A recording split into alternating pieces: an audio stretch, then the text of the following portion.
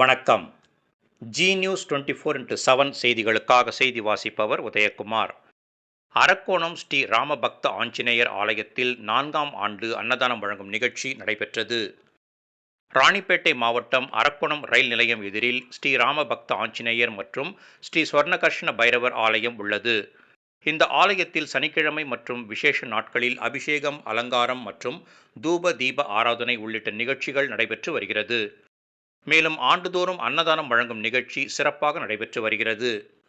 இந்நிலையில் இன்று 4ஆம் ஆண்டாக அன்னதானம் வழங்கும் நிகழ்ச்சி திருக்கோவில் வளாகத்தில் நடைபெற்றது. இந்நிகழ்ச்சிக்கு ரயில்வே தொழிற்சங்க தலைவரும் ஆலய அறங்காவலருமான கோவிந்தராஜன் தலைமை தாங்கினார். ஆலய கமிட்டி அமைப்பின் தலைவர் வெங்கடேசன், ஆலோசகர் சிவா ஆகியோர் முன்னிலை வகித்தனர். 4ஆம் ஆண்டு விழாவின் சிறப்பு பூஜைகளை ஸ்ரீனிவாச பட்டாச்சாரியார் செய்து வைத்தார்.